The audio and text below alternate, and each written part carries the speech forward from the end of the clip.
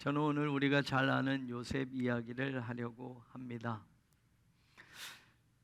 요셉은 야곱이 사랑하는 아내 라헬이 낳은 아들입니다. 요셉에게 야곱의 마음씀이 어떠했는지 아들의 순서로 치려면 11번째 아들이고 베냐민을 낳기까지는 막내인 아들이었습니다.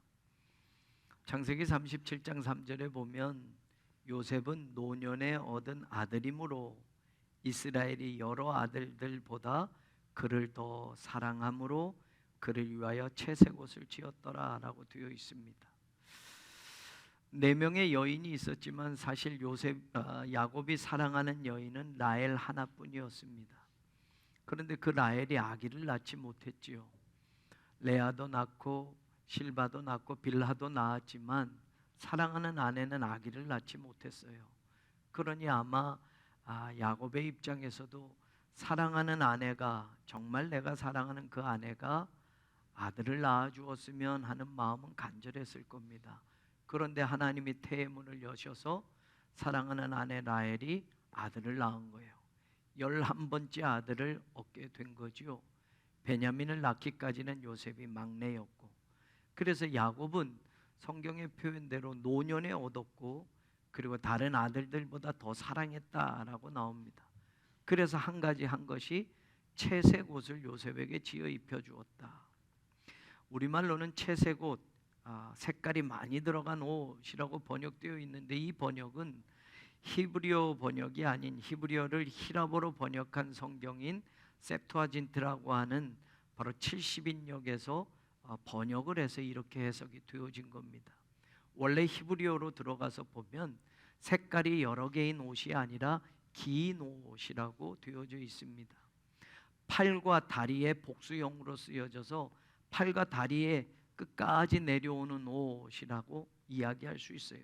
이 옷이 왜 중요하냐라고 하면, 여러분 목축업을 하는 베두인족들 또 야곱도 마찬가지죠.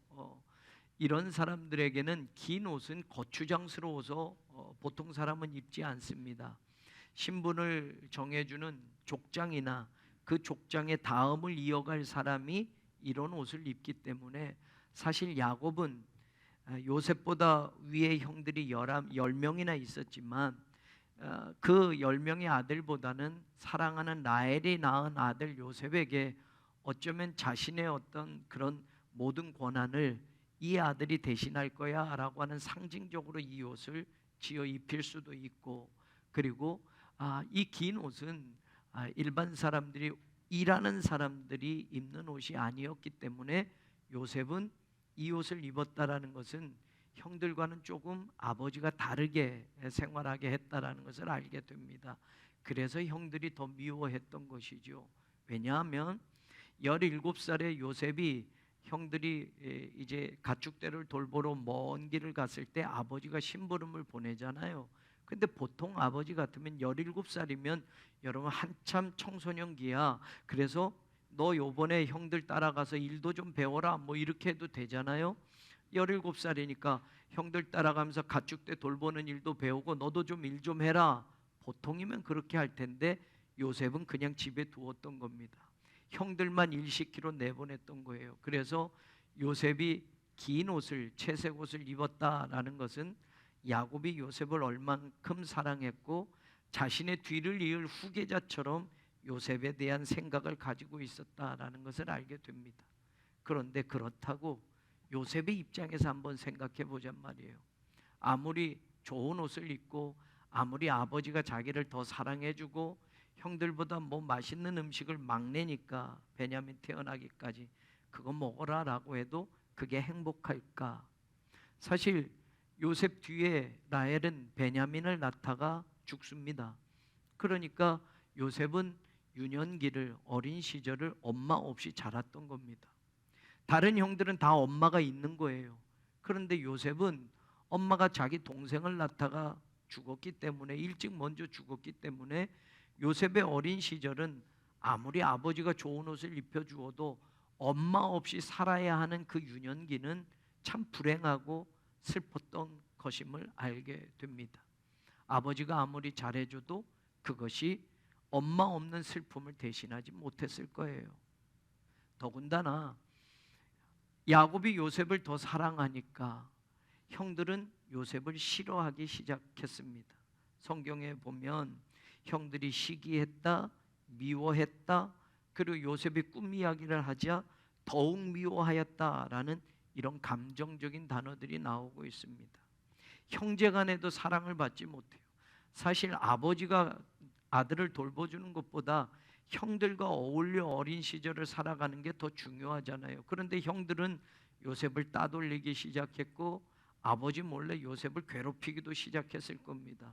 그러면 요셉이 태어나서 어린 유년 시절에도 엄마 없는 그런 삶에서 맞이하는 고통과 아픔과 슬픔, 또 형제들끼리 어울려 지냈을 때에 형들로부터 시기와 미움과 질투와 그런 것들로 인해서 형들로부터 따돌림 당하는 그런 아픔, 따지고 보면 요셉은 참 어려서부터 힘든 인생을 살았을 것이다 라는 것을 알게 됩니다. 17살이 됐을 때부터 성경이 그의 삶을 우리에게 정확하게 보도해 주는 것이 이겁니다.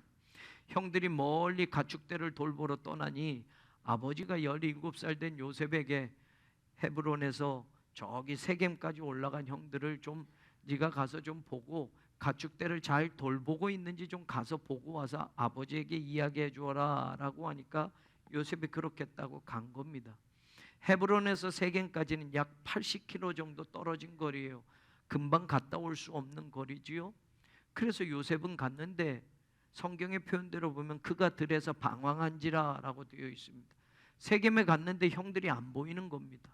가축대를 돌볼 목초지를 가봤는데 들로 나가봤는데 형들의 흔적이 없는 겁니다. 그래서 이거 어떡하지? 라고 하는데 주변 사람이 말해줍니다. 아, 그 사람들 여기 세겜에서 도단으로 다시 올라갔어요 라고 하는 거예요. 당시에 목축대를 인도하는 목자들은 목초지를 따라서 몇 달씩 움직이게 되는데 형들은 세겜에서 다시 도단으로 올라간 겁니다. 거기까지는 또 약 한 30km 정도를 걸어 또 가야만 됩니다.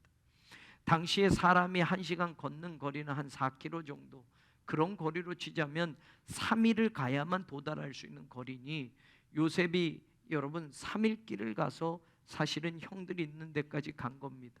멀리서 형들의 모습들이 보이니 요셉은 참 반가웠겠죠.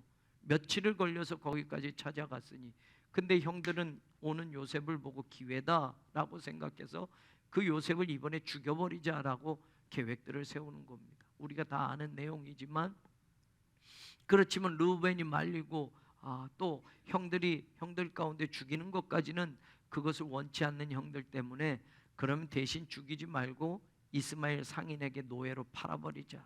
그리고 팔고 그 돈을 형들은 챙긴 겁니다. 여러분, 태어나서부터 얼마 되지 않아 엄마가 죽었고 그래서 엄마 없는 그런 슬픔 속에 자라는 유년 시절을 보냈을 거고 형들과의 사이가 좋지 않고 따돌림 당하는 그런 소년기를 보냈을 거고 이제 17살이 된 그 요셉을 이젠 형들은 팔아버리겠다고 하는 겁니다. 우리가 아는 대로 애굽으로 끌려갑니다. 애굽에서 보디발의 집에 노예로 팔리지 않습니까? 그리고 그 노예로 팔린 그 집에서 얼마 못 가 그는 감옥에 또 갇히게 됩니다. 그 세월이 13년이 지납니다. 그리고 30살에 우리가 아는 대로 요셉은 애굽의 바로의 다음으로 총리가 됩니다. 여기까지 인생을 요셉을 향해서 본다면 여러분 사람의 어떤 인생의 그래프를 그려본다면 요셉이 유년 시절에 이랬고 소년 시절에 이랬고 청소년기에 이랬고 장년이 돼서 이랬고 점점 눈으로 보여지는 그래프가 우상향 뭔가 좋아지고 발전되고 나아지는 쪽으로 그 그래프를 보면 요셉이 총리가 되었다라고 할 때 야, 참 잘됐다라고 하겠지만 여러분 요셉의 인생을 지금까지 살펴보면 사실은 처음부터 출발해도 좋은 출발이 아닌데 그 출발서부터 요셉은 우하향 곡선으로 계속 내려가는 겁니다. 어쩌면 인생이 이렇게 비극적일까? 한 사람의 인생이 어쩌면 이렇게 비참할까 할 정도로 요셉은 점점 깊은 수렁 속에 빠지는 것과 같은 인생길을 걸어가는 겁니다. 13년의 세월이 점점 좋아지고, 아니 태어나서부터 그가 점점 좋은 조건과 환경으로 바뀌어지는 인생을 살아간다면 우리도 기대하면서 야, 잘 되는구나 할 수 있겠지만, 여러분, 요셉은 태어나서부터 얼마 되지 않아 엄마를 잃어버리고서부터 계속 인생은 비참하게 지금 내려가는 겁니다. 절망의 인생 그래프가 우하향으로 계속 이어져가는 요셉이었다라는 것을 우리가 한번 보고 오늘 말씀을 다시 한번 생각해 보는 겁니다. 어릴 때부터 형들에게 따돌림을 당했던, 그리고 청소년기에는 정말 비극적인 인생이 다시 시작되어졌던 요셉이었습니다.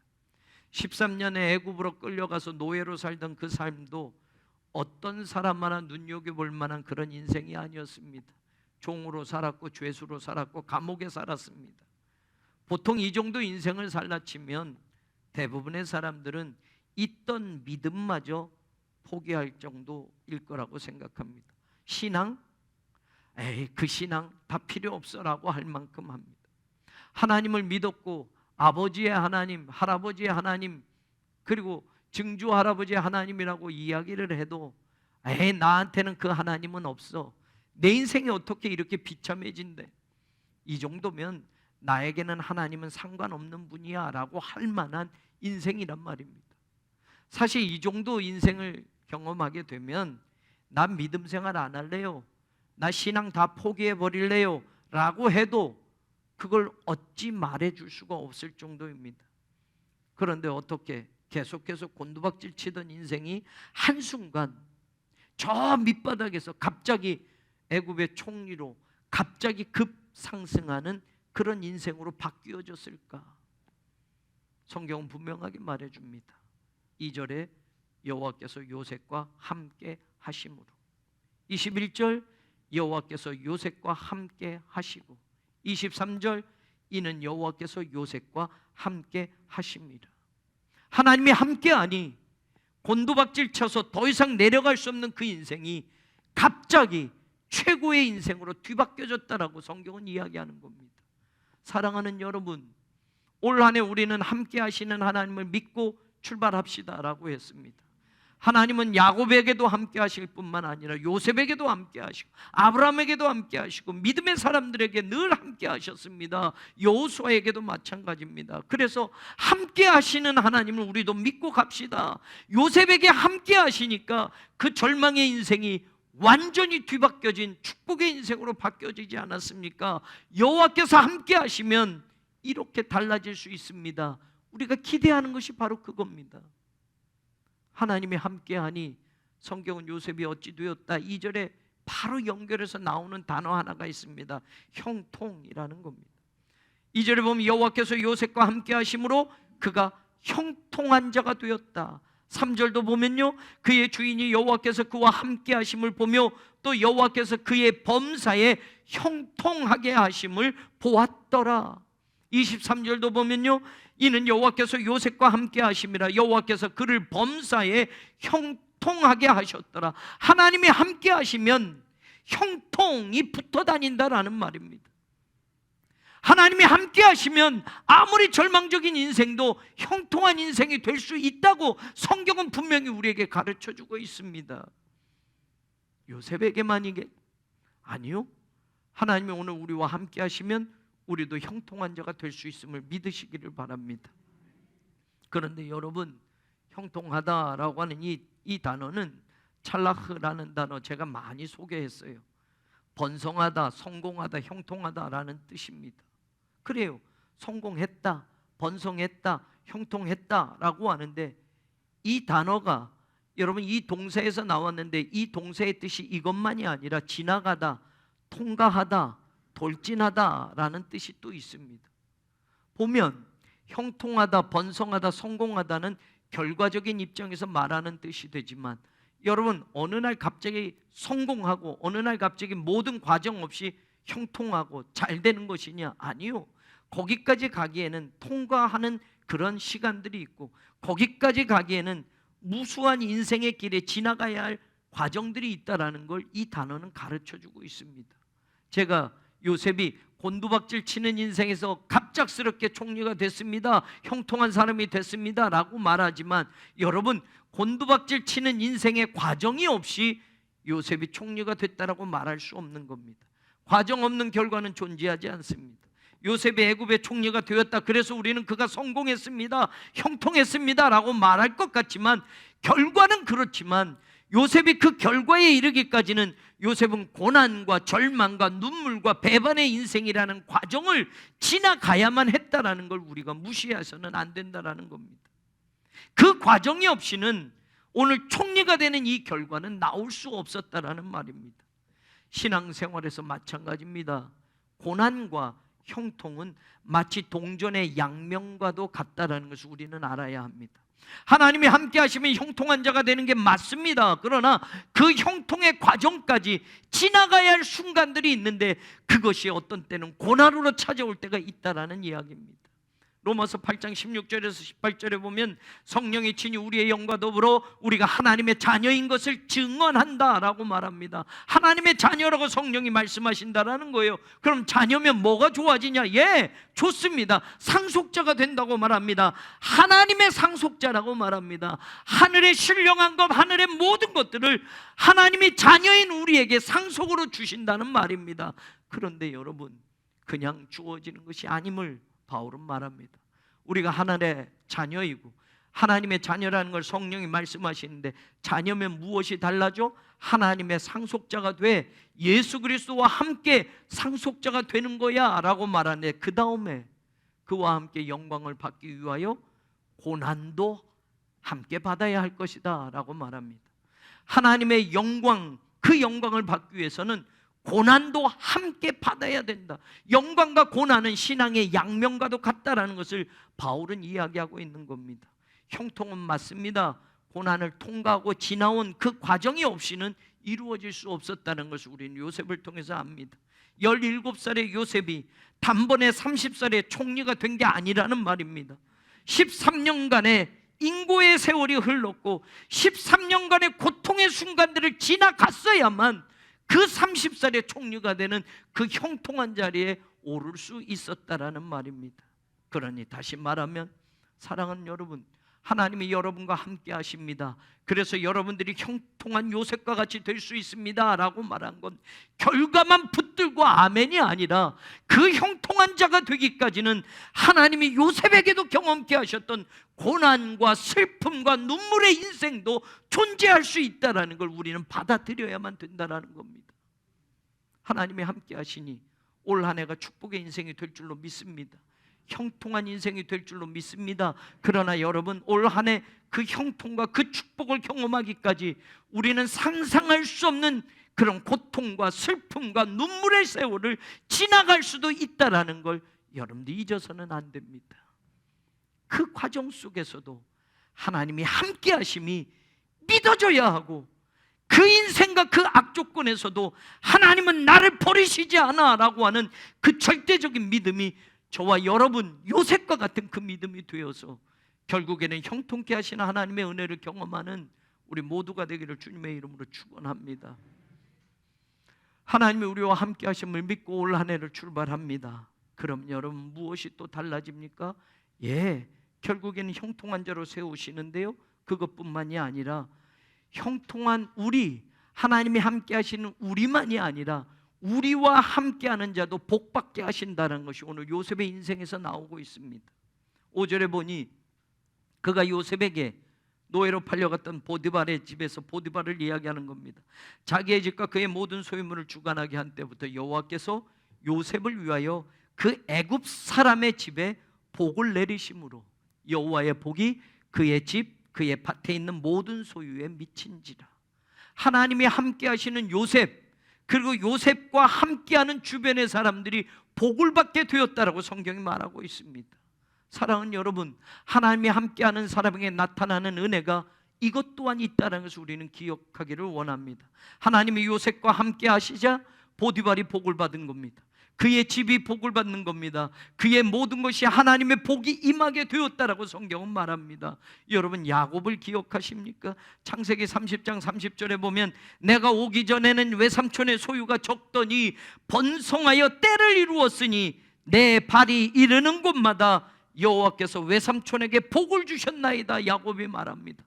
야곱이 삼촌 집에 머무는 동안 삼촌도 복을 받게 하셨다고 야곱이 이리 이야기하는 겁니다. 야곱이 착각하며 이야기하는 걸까요? 아니에요.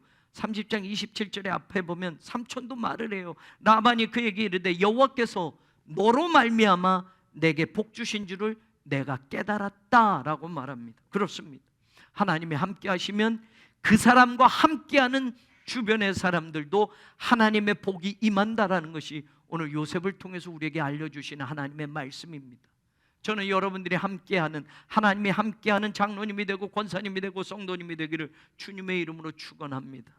하나님이 여러분과 함께함으로 여러분 주위에 함께 신앙생활하는 우리 교우들도 복을 받는 인생이 되는 놀라운 축복을 경험하는 올 한 해가 되기를 주님의 이름으로 축원합니다.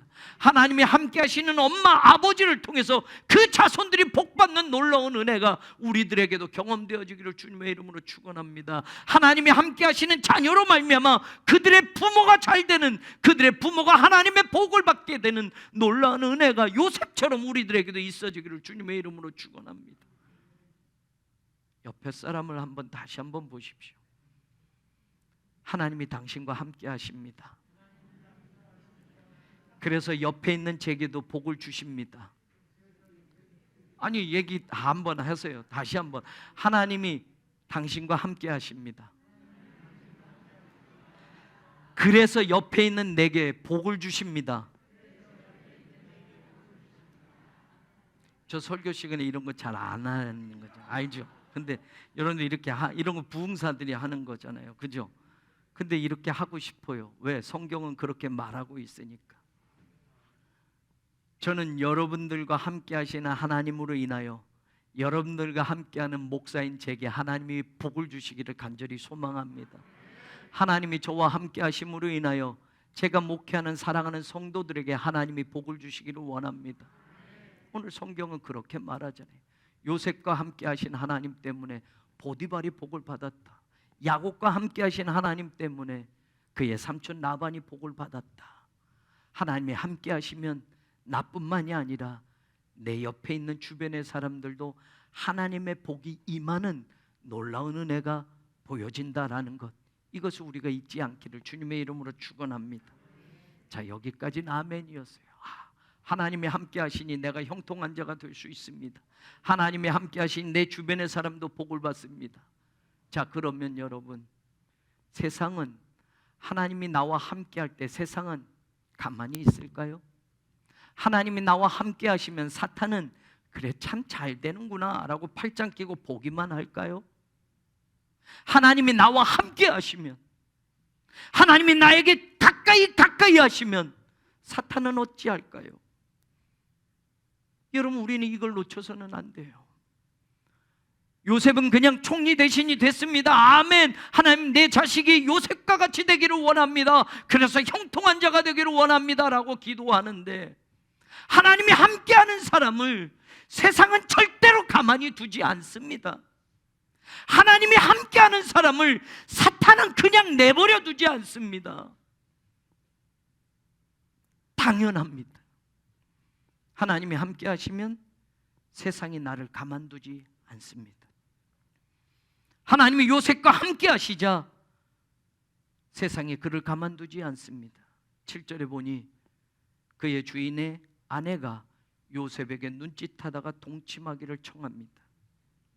10절에 보니 그 여인은 날마다 요셉을 유혹하고 있습니다. 가만두지 않습니다. 하나님이 함께 하시는 요셉을 사탄은 그냥 두지 않습니다. 처음엔 달래고 처음엔 달콤하게 유혹을 해 옵니다. 8절에 보니 요셉이 거절했다라고 나옵니다. 한 번 거절로 끝나면 다행이겠거지만 하나님, 그 거절은 한 번으로 끝나지 않습니다.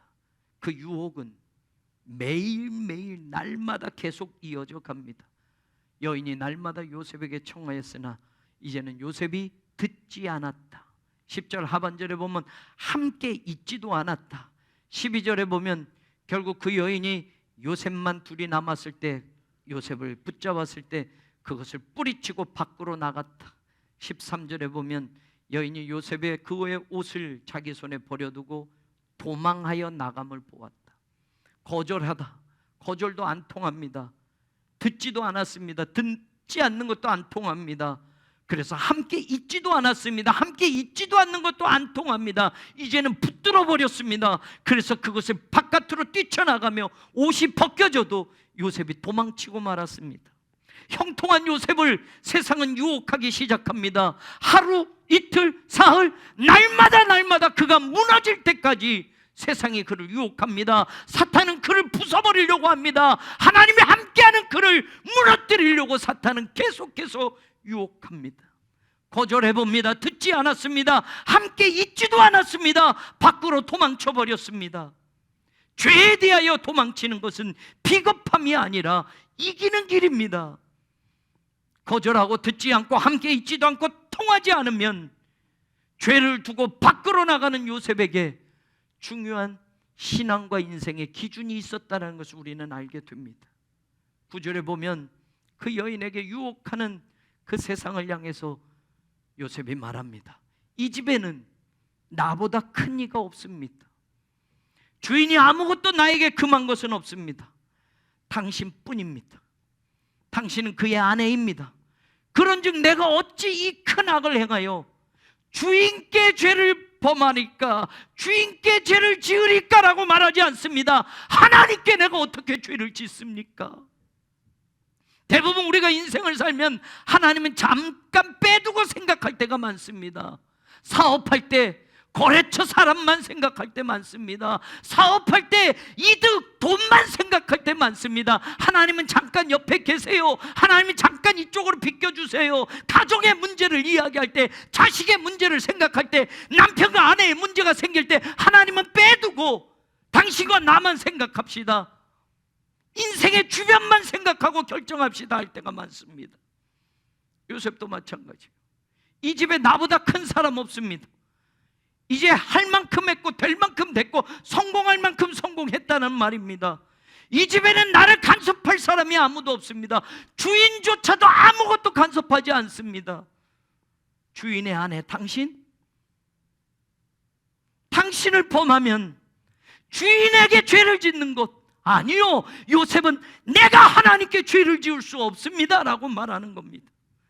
나보다 큰 이가 없다라고 말하는 요셉의 이 말을 우리는 어떻게 듣고 있습니까? 여러분 직장에서 여러분보다 큰 사람이 없을 때, 여러분보다 더 이상 높은 사람이 없을 때 여러분의 마음은 무엇으로 채워집니까? 여러분이 속한 사회의 단체나 여러분이 일하는 어떤 장소에 여러분보다 더 높은 사람이 없고 여러분이 최고의 자리에 있을 때 여러분은 어떤 마음이 듭니까? 나보다 높은 사람이 이제는 한 사람도 없습니다. 그러면 내가 최고인 줄 압니다. 내가 마음대로 결정해도 된 줄 압니다. 나보다 큰 이가 없다. 이 집에는 아무도 간섭할 사람이 없습니다. 주인은 바로의 신하로 바쁘니 이 집은 내가 마음대로 해도 됩니다. 그래서 착각합니다. 내가 최고인 줄 압니다. 내가 교만해집니다. 내가 유혹하지 않았는데 주인의 아내가 유혹했으니 그래 내가 잘난 거야, 내가 이 정도쯤 되면 최고인 거야 착각합니다. 그래서 내가 주인의 아내도 가질 수 있다고 교만해질 수 있습니다. 보통 사람은 이쯤 되면 주인이 바깥으로 바쁘니 주인의 자리가 자기 자리인 줄 알고 그 자리를 탐하게 됩니다. 사탄이 왜 사탄이 됐습니까? 사탄이 사탄으로 지어졌습니까? 아니에요. 사탄은 하나님의 천사였습니다. 그런데 그 천사가 하나님보다 높아지려고 하는, 하나님의 자리를 탐하려고 하는 교만이 들었을 때 그는 저 하늘에서 쫓겨나는 사탄이 되고 말았습니다. 인생도 마찬가지예요. 나보다 큰 사람이 여기에 없어 라고 할 때 우리는 대부분 내가 최고라고 생각합니다. 그래서 모든 것 내 마음대로 할 수 있어, 주인의 아내까지 내 것이라고 착각하며 인생을 결정할 때도 있습니다. 내 책임 아니야, 저 여인이 나를 유혹한 거지 내가 저 여인을 유혹한 게 아니야. 주인만 모르면 되지 않겠어? 여러분, 요셉은 어떤 인생의 자리이든지 하나님과 자기의 관계를 절대로 빼놓지 않았다라는 말입니다. 이쯤 되면 하나님은 잠시 뒤로 밀어두고 주인과 나만 생각하고 주인의 아내와 나만 생각하고 이 집에서 다른 사람들과의 관계만 생각해서 결정해도 괜찮을 것 같은데 요셉은 그게 아니었단 말이에요. 그가 살아가면서 힘이 들든 좋든 간에 그의 인생의 중요한 기준, 신앙의 기준은 하나님과 나와의 관계의 줄, 그 줄을 절대로 놓지 않았다라는데 우리는 깨달아야 합니다. 주인과의 관계도 중요한 게 맞습니다. 주인의 아내의 관계도 중요한 게 맞습니다. 겸손해져야 하고 예절을 차려야 하고 맞습니다. 그런데 여러분, 그것만 가지고 우리가 신앙생활 할 수 없습니다. 우리는 하나님과 나와의 관계의 줄이 끊어지거나 사가지지 않는 그런 든든한 줄이 되어야 할 것입니다. 다시 말하면 내 인생의 모든 부분과 모든 관계는 하나님이 개입해 들어오셔야만 된다는 겁니다. 요셉은 그 줄을 놓치지 않았던 겁니다. 내가 어찌 큰 악을 행하여 주인에게 부끄럽게 될 수 있겠습니까? 아니라 하나님께 내가 어떻게 죄를 지을 수 있겠습니까? 문제는 이렇게 되어서 해결되면 좋은데 요셉이 이렇게 세상의 유혹을 떨쳐내서 이제 이 유혹이 끝나면 좋은데 세상의 유혹을 거절했을 때 세상은 이제 유혹이 아니라 혹독한 시련을 우리에게 가져다 준다라는 사실이에요. 내가 거절하면 끝나고 내가 피하면 이 모든 유혹이 다 없어지는 것 같은 게 아니라 내가 거절함으로 인해서 세상은 이제 그냥 나를 두지 않는다라는 말입니다. 세상은 이제 더 가혹하리만치 나에게 시련과 고통을 주게 된 말입니다. 14절 15절에 보면 그 여인의 집사람을 불러서 그들에게 이르되 보라, 주인이 히브리 사람을 우리에게 데려다가 우리를 희롱하게 하는도다. 그가 나와 동침하고자 내게로 들어오므로 내가 크게 소리질렀더니 그가 나의 소리질러 부름을 듣고 그의 옷을 내게 버려두고 도망하여 나갔느니라. 어떻게 요셉의 상황이 이렇게 뒤바뀔 수 있단 말입니까? 아무도 본 사람이 없고 그 여인과 요셉만 있었던 것이기에 사람들은 요셉을 믿어주지 않습니다. 여주인의 말이 진실이라고 생각합니다. 요셉에게 이제 혹독한 시련이 다가오는 겁니다. 하나님이 함께하지 않았다면, 하나님이 함께하는 인생을 붙들지 않았다면 어쩌면 이런 시련은 비껴갈 수도 있었을지 모릅니다. 하나님 슬쩍 옆으로 빼두고 내가 생각하고 결정했다면 이런 억울함이 찾아오지 않을 수도 있었습니다. 거짓이 통하게 되어버렸습니다. 진실이 왜곡되어져 버렸습니다. 참이 거짓에게 버림받게 되었습니다. 세상이니까 그렇게 뒤집어질 수 있게 사탄은 거짓으로 그 일들을 꾸며서 사람들을 속이게 된 겁니다. 역사의 모든 순간까지 사탄은 거짓을 가지고 진실을 속이고 하나님의 백성들을 유혹했다는 사실을 우리는 잊어서는 안 됩니다. 이제까지 요셉을 신뢰해주고 믿어주었던 보디발마저도 아내의 거짓말을 진실로 받아들이고 요셉을 더 무참히 고통의 구덩이 속에 던져버립니다. 19절 20절 보면 그의 주인이 자기 아내에게 이르기를 당신의 종이 내게 이같이 행하였다는 말을 듣고 심히 노한지라. 이에 요셉의 주인이 그를 잡아 옥에 가두고 그 옥은 왕의 죄수를 가두는 곳이었더라. 한마디도 변론도 못한 채 정당한 절차와 법리적인 다툼도 없이 세상의 권력을 쥔 보디발은 하나님이 함께하는 사람인 요셉을 아주 더 깊은 가혹한 시련의 구덩이로 던져버리고 말았습니다. 예수님이 우리에게 말합니다.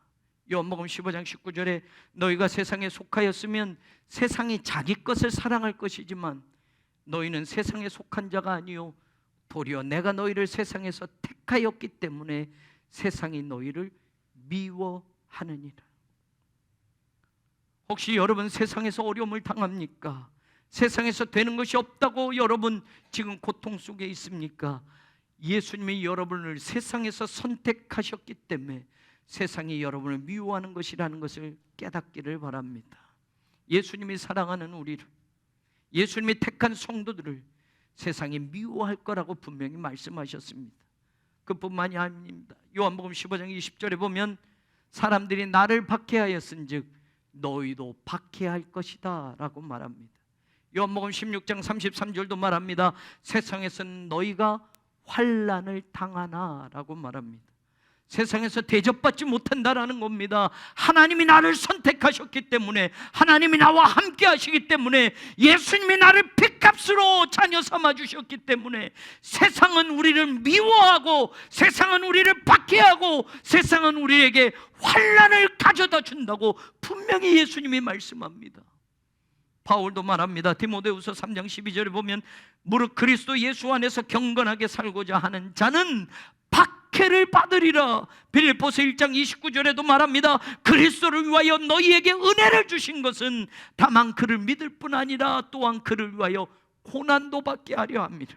데살로니가후서 1장 5절에서도 말합니다. 너희로 하여금 하나님의 나라에 합당한 자로 여김을 받게 하려 함이니 그 나라를 위하여 너희가 또한 고난을 받느니라. 하나님이 함께하는 사람에게 세상은 미워하고 세상은 박해하고 세상은 환난을 가져다주고 세상은 고난을 가져다 준다고 성경은 분명하게 말하고 있습니다. 그래도 여러분, 하나님이 여러분과 함께 하심을 아멘으로 받으시겠습니까? 아니네요. 아까 하나님이 함께 하시면 여러분이 형통하게 됩니다. 여러분의 주변 사람이 복을 받게 됐습니다 할 때 그 큰 아멘 소리는 어디로 가고, 하나님이 함께 하심으로 여러분 고통이 오고 환난이 오고 핍박이 오고 세상이 여러분을 미워하는 아픔이 올 겁니다. 그래도 하나님이 여러분과 함께 하심을 받아들이시겠습니까?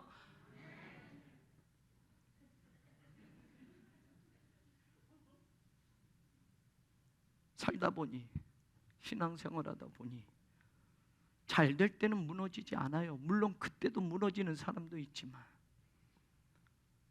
참 어렵게 인생이 힘들고 힘들 때 신앙의 줄을 놓아버리는 사람들도 봅니다. 하나님이 함께 하심을 부정하는 사람도 봅니다. 하나님이 함께 하시면 세상은 나를 미워하게 되어 있는데, 세상은 나를 유혹하고 넘어뜨리려고 하는데 그것을 견뎌내고 이겨내면 그것으로 끝나는 것이 아니라 이제는 세상에서 사는 동안 정말 감당할 수 없는 고통으로, 환난으로, 핍박으로, 박해로 우리를 하나님과 함께함을 부숴버리려고 사탄은 그렇게 끊임없이 도전하는데 교회가 무너집니다. 성도들이 포기합니다. 사랑하는 여러분, 하나님의 함께하심이 언제나 좋은 것이 아니라 하나님이 나와 함께 하심으로 인해서 사탄이 나를 그냥 두지 않고, 우리 가정을 그냥 두지 않고, 내 자녀를 그냥 두지 않고, 내 인생을 그냥 두지 않고 정신없이 흔들어대고 정신없이 박해하고 고난을 주고 환난을 준다라는 것, 요셉을 통해서 우리가 다시 한번 보게 되는 겁니다. 그런데 여러분, 우리가 여기에 소망을 가질 수 있는 것이 무엇입니까? 내 힘으로는 그 환난을 견뎌낼 수가 없어요. 내가 가진 능력으로는 끝까지 버텨내기가 힘듭니다. 하나님도 아셔요. 그래서 하나님은 그때에 우리를 단련시키십니다. 말씀으로 하나님 그 환난과 세상의 유혹과 미움과 박해의 그 시기를 하나님 말씀으로 단련시킨다라는 것, 그게 요셉의 인생에서 나오고 있습니다. 창세기 40장 23절에 보면 술 맡은 관원장이 요셉을 기억하지 못하고 그를 잊었더라. 더 안 좋아집니다. 창세기 41장 1절에 바로 이어서 나오는 말은 뭐냐? 만 2년 후에 바로가 꿈을 꾸었다. 창세기 41장 8절 하반절에 보면 그의 꿈을 말하였지만 그것을 바르게 해석해 주는 자들이 없었다. 창세기 41장 9절에서 14절에 보면 술 맡은 관원장이 그때 깨닫고 바로에게 말합니다. 내 죄가 생각났습니다. 바로께서 종들을 감옥에 가두셨을 때 떡 맡은 관원장과 제가 감옥에 갇혀 있었습니다. 하룻밤에 저와 그가 꿈을 꾸었는데 그 꿈을 해석해 준 히브리 청년이 그 감옥 속에 있었습니다.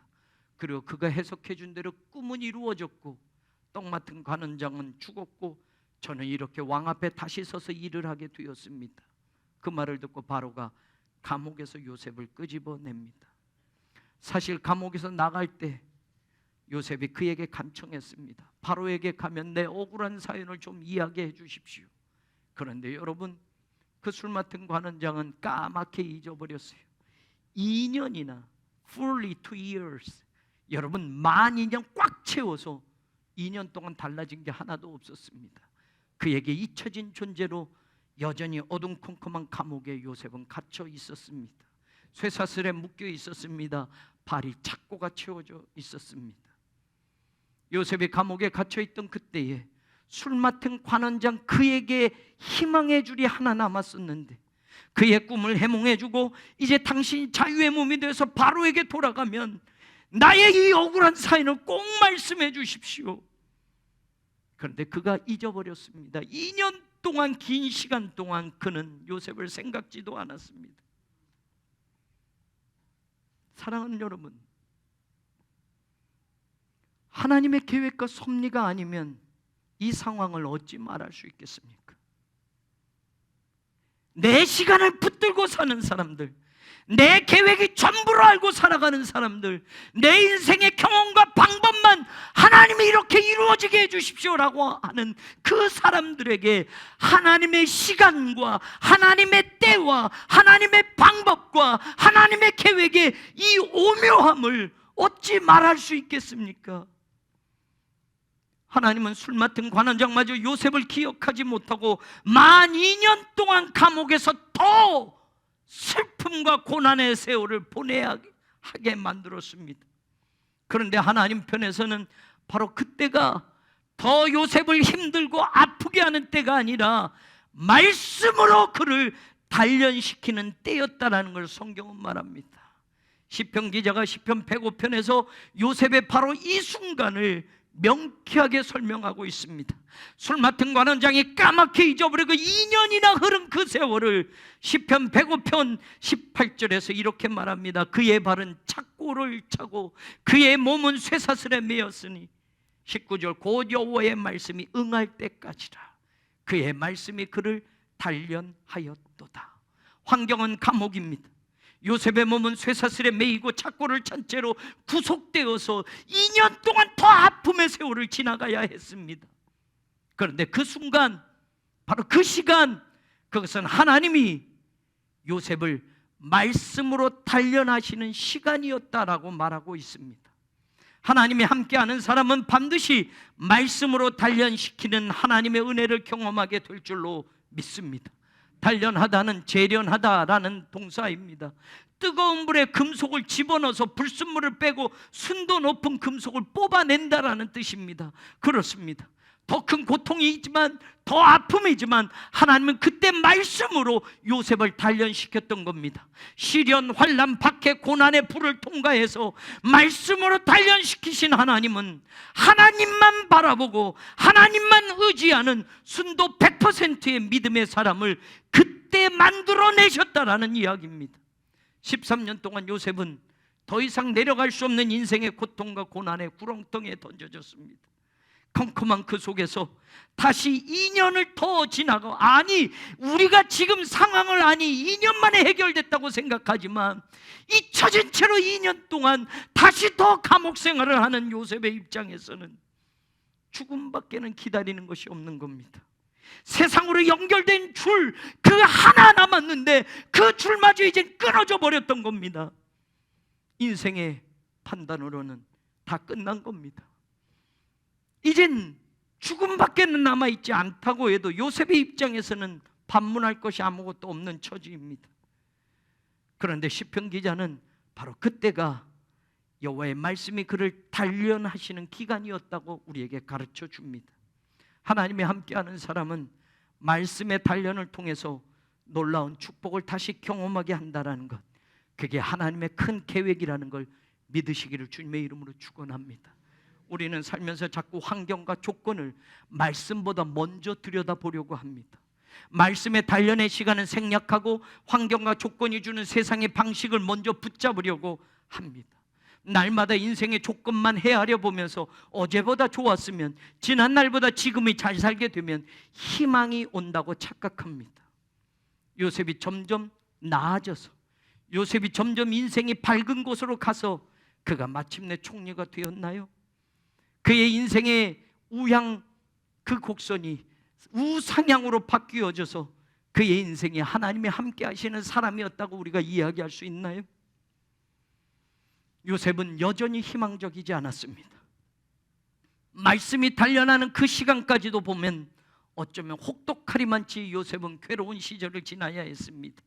웬만하면 포기할 수도 있을 만큼 희망이라고는 한 가지도 없었던 것이 요셉의 인생이었습니다. 오늘 우리에게도 하나님의 말씀은 동일하게 역사하실 줄로 믿습니다. 하나님의 말씀은 동일하게 응하실 줄로 믿습니다. 말씀이 응할 때까지 그 말씀의 줄을 끝까지 붙드는 저와 여러분 되기를 주님의 이름으로 축원합니다. 환경이 여전히 고통을 주지만 인생의 사실들이, 그 팩트가 계속 우리를 세상 쪽으로 설득해 와도 여러분 말씀의 줄을 놓치지 마십시오.